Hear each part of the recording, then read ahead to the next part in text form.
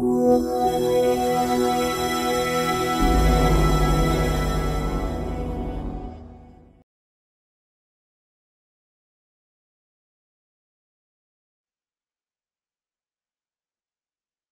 everybody, and welcome into the Oasis Solutions Group presentation, part 1 of a series of 5 on the Affordable Care Act reporting. The first section will be about the ACA general setup in Sage 100.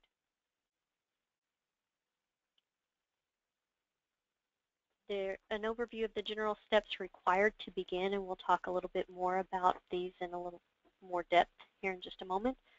First one is you must be at the supported product update level, having the minimum required product update installed or higher.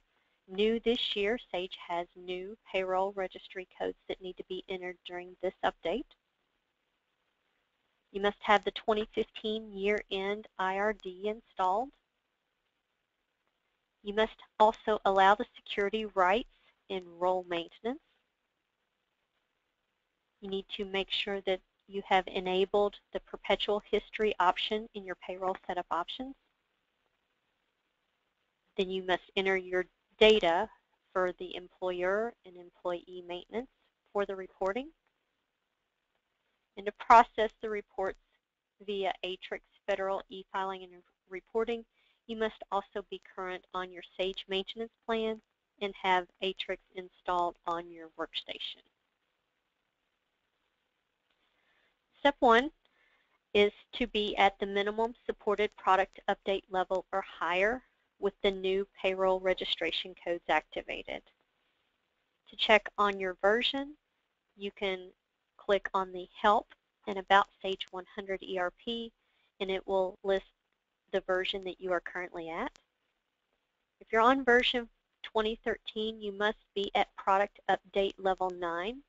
So you must be at version 5.00.9.0. For version 2014, you need to be at product update level 7. So that is version 5.10.7.0. For version 2015, you need to at least be at product update 3, which is version 5.20.3.0. And again, with these updates, these update levels that are listed here, the new payroll registration codes must be activated with the product update in order for your payroll module to continue to be operational. You also must have the 2015 year-end release. Sage calls it the IRD. The IR is for the interim release. So you must have the year-end update installed as well. So with these installations, the product update and the year-end IRD, we recommend that you contact our offices for assistance with installing these updates.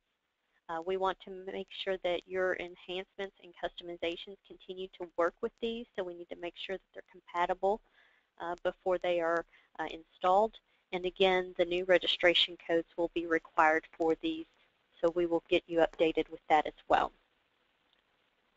If you are on version 4.5, please also contact our offices. The third thing that you need is to have the security rights enabled in role maintenance. With the new product updates, they have added new fields and features for the ACA, and therefore the role maintenance now has additional entries that you can allow or disallow. By default, they are not allowed, so no one would have access to those new features until it is enabled in role maintenance for the users that you want to have access to them. To get to the role maintenance, it's under the Library Master, Main Role Maintenance. Then you would select the role that you need to adjust to allow the access. You would then be faced with the role maintenance screen. On the first tab, tab 1 is Tasks.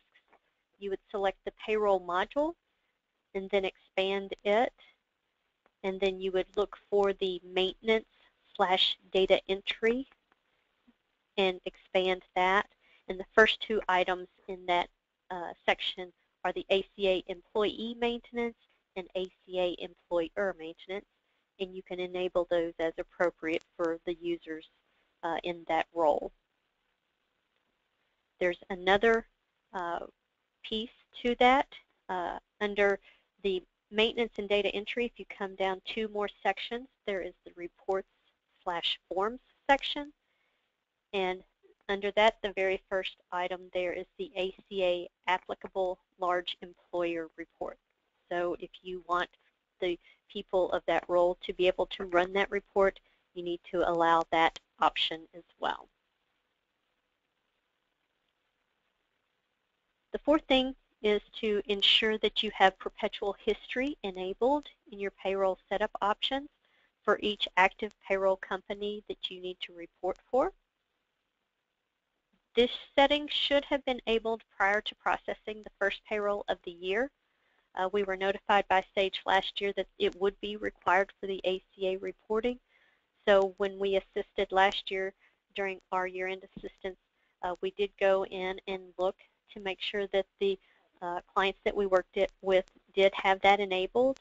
However, we do need to make sure that that is still enabled and has not been disabled at some point during the year. So to do that, you would go to Payroll, Setup, then Options.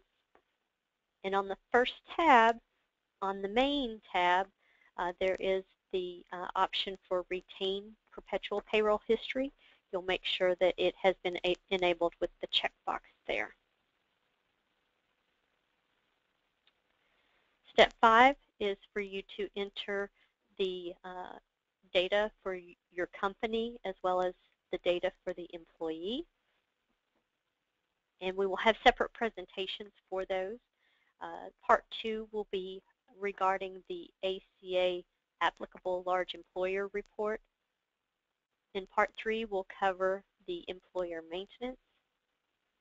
And in Part 4, we will cover entering the data in the employee maintenance section.